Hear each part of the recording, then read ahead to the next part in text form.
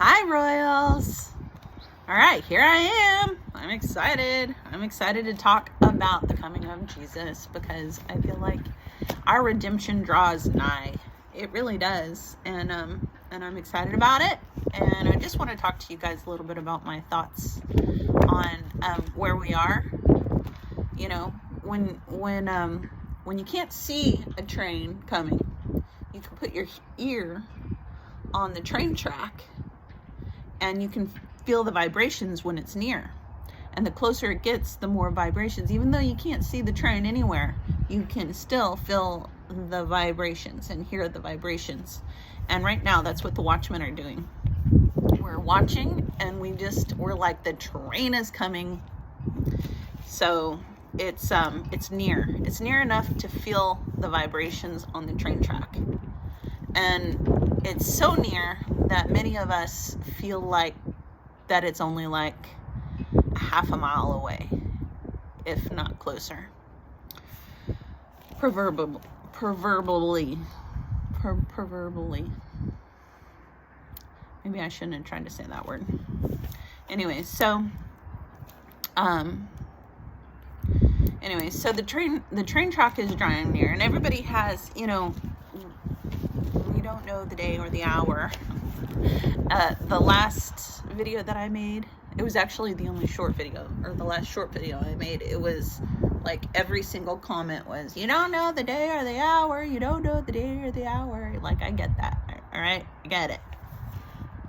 Yeah, I know the Bible too. And but we know that it's near. We know that it's near, and the newspaper is basically reading like the Bible. The Bible is in the newspaper. If there was a newspaper nowadays, but nobody reads the newspaper, everybody goes online. But let's pretend like people read the newspaper. And it's basically the book of Revelations playing out. It's just incredible. So I just wanted to tell you my theory because I'm not hearing it anywhere. And I don't know. It's valid. I think it's a valid theory. And, it could just be wishful thinking. I mean, it is. They're all theories. We don't know exactly the day or the hour. We don't know if it's on the Feast of Trumpets, but we hope it is. We don't know if it's on Passover, but we hope it is. My favorite theory is something that people have sort of not been talking about whatsoever. And I don't know exactly why. But, so Jesus' story, the Bible, is the greatest love story in human history. It is absolutely the most remarkable, most beautiful love story in human history. And it's never depicted as magnificent and remarkable as it truly is. It's absolutely magnificent. And all of mankind could be boiled down to one person, because the Lord would have done it if it was just one person. But he did it for all of mankind because he wanted all of us to be his bride. And, even just like him raising from the dead. Like, dude, there's a guy who raised from the dead. There's this dude who was claiming to be God, and like, I knew him, right? And then he like raised from the dead, and he was brutally murdered, and he was black and blue and blood all over, and it was just this nightmare scenario for any human being to go through. And then he's not in his grave anymore. He's not in the tomb anymore because he raised from the dead. like Christians, it's just funny. I don't know how to explain it other than like, why can't we explain the magnitude of what went on. Like, there's this guy who was brutally murdered, and then he like rose from the dead. He got up and he walked around and he was clean, but he was able to show who he was by the wounds in his hands. And he walked around and talked to the people who loved him, and he comforted everybody. And then everybody saw him fly into the sky. And oh, and by the way, he said he was God. And then like that happened. So, but I mean, it's like the magnitude of it is so tough to explain, because most people go, yeah, and then Jesus died for us and rose from the dead. Isn't that exciting?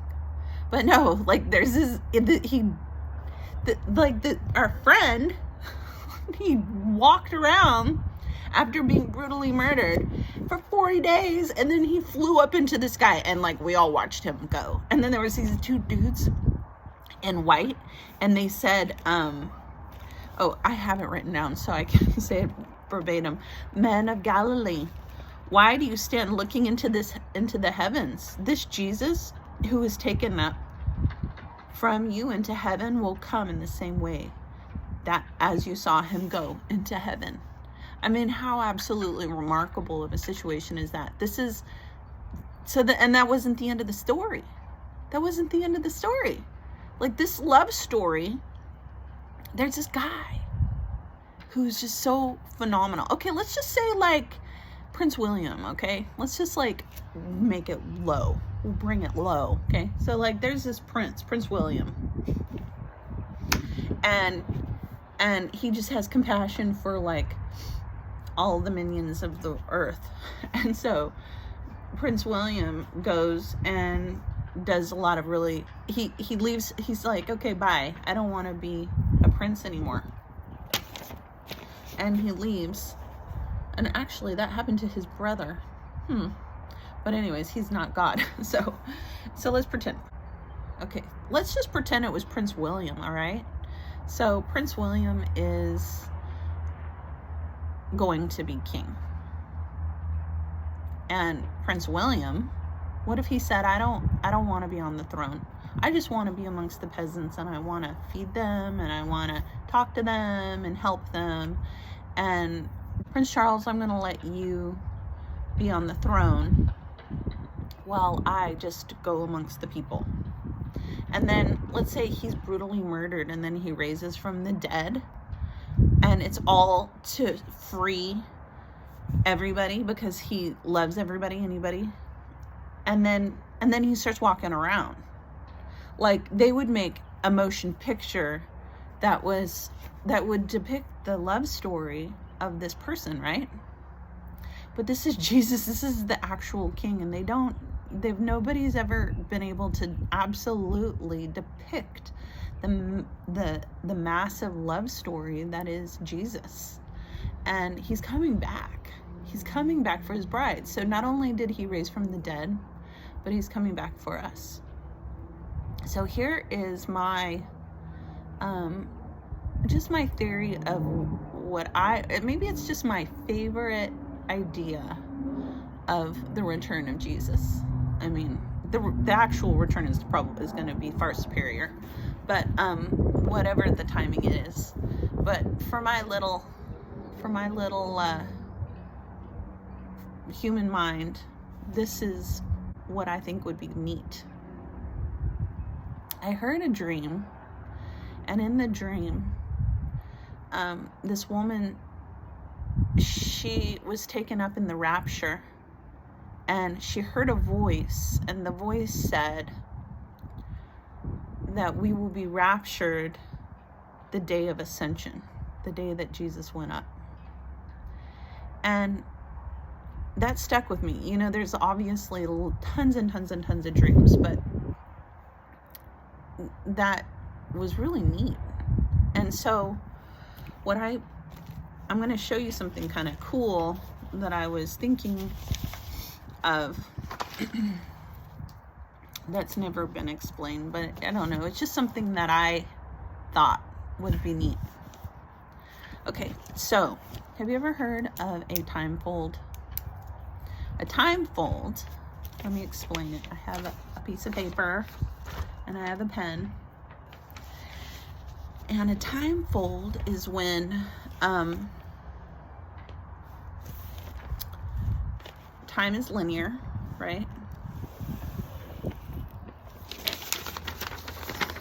So time is linear on Earth, but in eternity it's different than this. But in on Earth there's a timeline. So the time fold theory is it's physics, and it's basically, it's very simple to understand. So let's say this is right here. This is Jesus' ascension, right? But what if in Jesus' ascension there was a time fold? And this is how time folds work.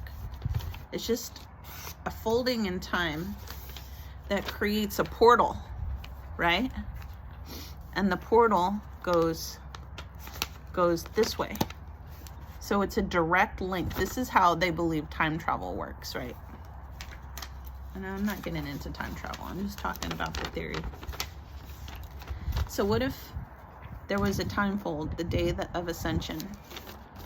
And so the day that Jesus goes up is the day we go up on the other side, right?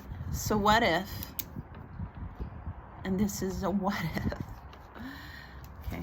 And I mean, there's tons of biblical arguments to this, but what if the day that he went up, we meet him in the sky?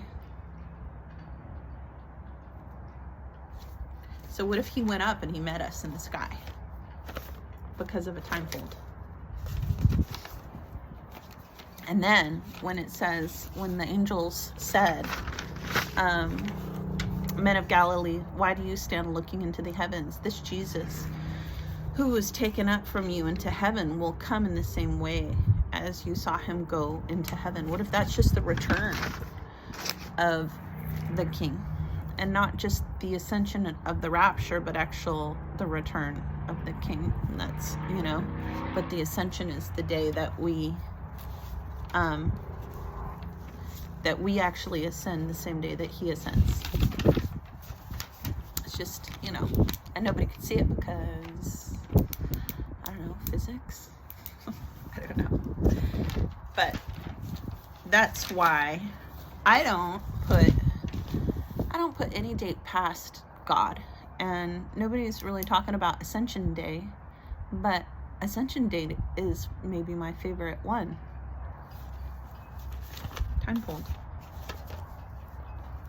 Wormhole.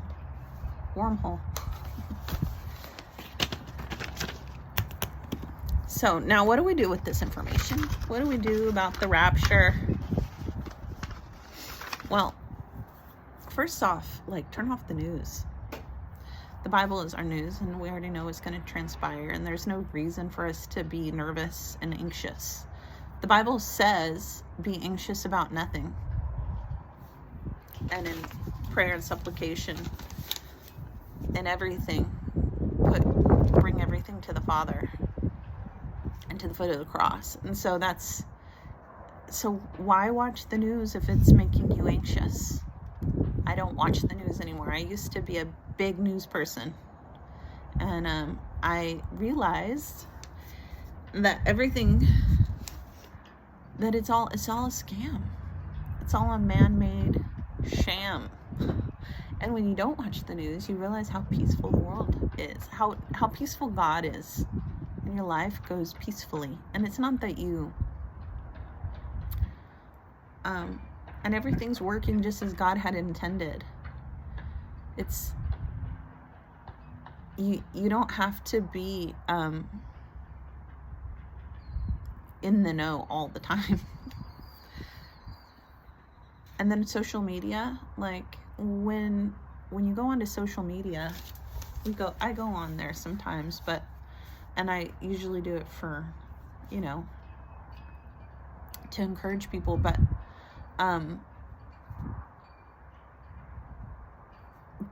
in the last days, people will be lovers of self, you know? And so why partake in all of it? You know, I don't know. But anyways, that's just my feeling. Tell people that you may never see again. Do you ever do that? Do you ever tell people about the rapture? It's kind of hard because people look at you like this.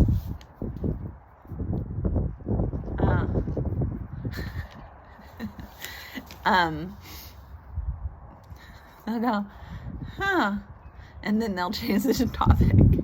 But what I found, I tell people that I know, and most people will say, and for me, it's almost easier to talk about the rapture than, I don't know, there's something easy about it for me. But I like to tell people that I know that I'll never see again. So if they think I'm weird, then I don't have to worry about it because I'm never going to see them again. So for instance, like I'll go to a car wash and the guy like drying my car, I'll get out of the car and I'll be like, the rapture's coming soon. Jesus is coming back soon. And usually I'll hear them say something like, oh yeah, I know. So I've been kind of surprised by that because most people actually say I know. It's the people who know you well or who you have to see again, they usually change the topic. But other people, like I went to go get my blood drawn, and one year I said Jesus is coming back soon. This was like a couple years ago, about 2021. And then I saw them again the next year. And so I just decided to say the same thing. And I realized I was talking to the same lady. And I'm like, Jesus is coming back soon. So the first time I said it, she went, oh, I just got goosebumps all over me. And then she's like, Jesus is coming back soon. And so then the next time I saw her, I said it to her. And she said, oh, I know, the king is coming. And I'm like, that king is coming. But I know that I won't have to see her again in like another year. And if I do, like, she may not work there again. But who knows? I might have put that flame in her, and all year long she thought of it. And so when I said it again a year later, she may not have, she probably didn't remember me, but she acknowledged what I said in a different manner. Like she's been thinking on it. And it's really, really, really important to, you know, put it at the forefront of people's minds.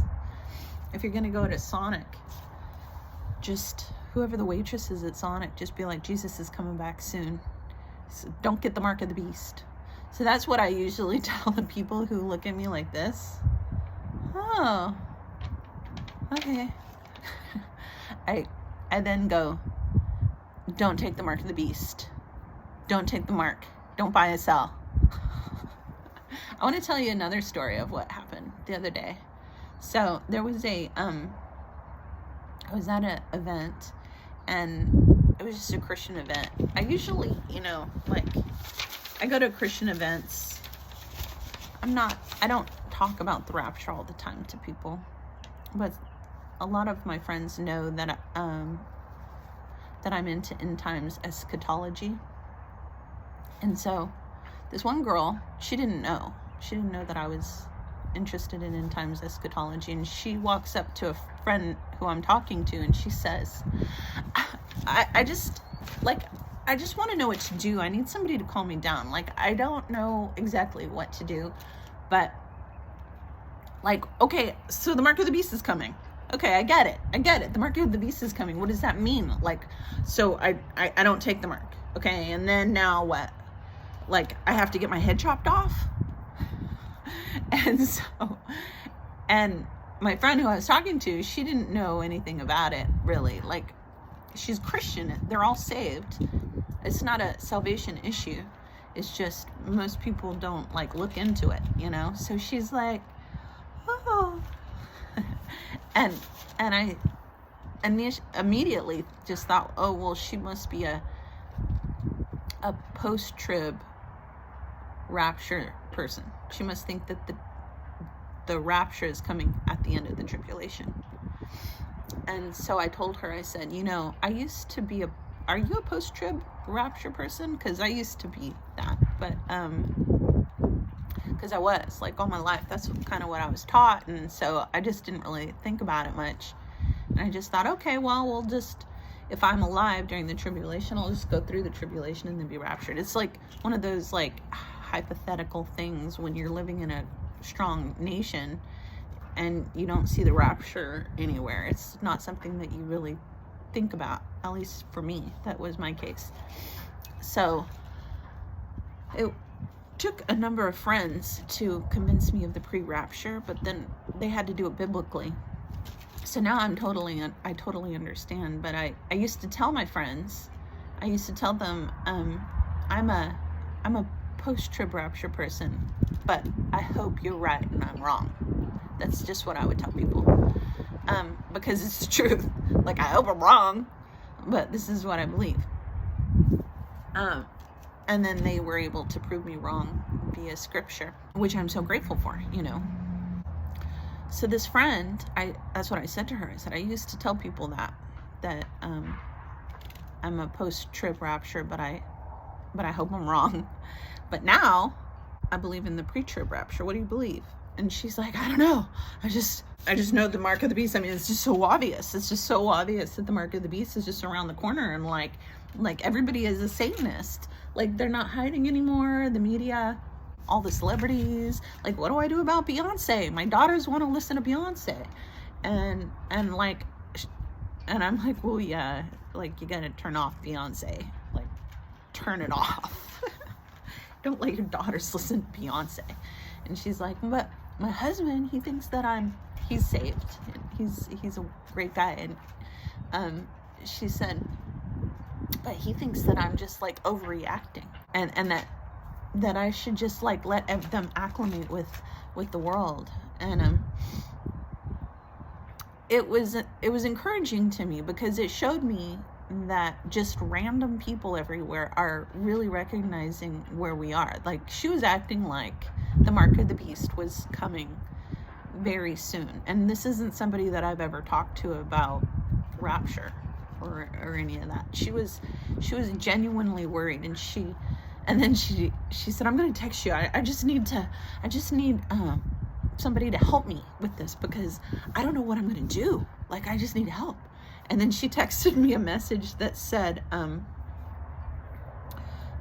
hi, I need you. And it's because she's so, like, I can understand that. I can understand it, especially if you're watching social media and you're on the news. Like, I can understand being that way. I would be that way too. That's the amazing thing about Jesus. But he's coming soon, and it's so cool, and it's so romantic. That's what I was gonna get at. So, like, like, if I were to in my own human mind come up with a romantic idea, it would be something like this. So he goes up in the air and we go up at the same time and meet him in the air. That's pretty romantic. There should be a motion picture about how absolutely magnificently romantic the love of God is. But I guess the reason that they don't do it is because there's a fine line between romance and, like, loving and worshiping God. And you don't want to cross that line. So the question is, how do you do that? How do you do that? But when it happens, when maybe in the new earth, hopefully there won't be TV, but I don't know. I don't know if I would want TV or not. Would you want a TV? Like, it's an addiction, so you'd have to, like, get used to not having it. But not having a TV, I think, would be best. I feel like the people who lived in all the centuries before us, had it better not having a TV everywhere. But maybe I'm wrong. Maybe I'm wrong.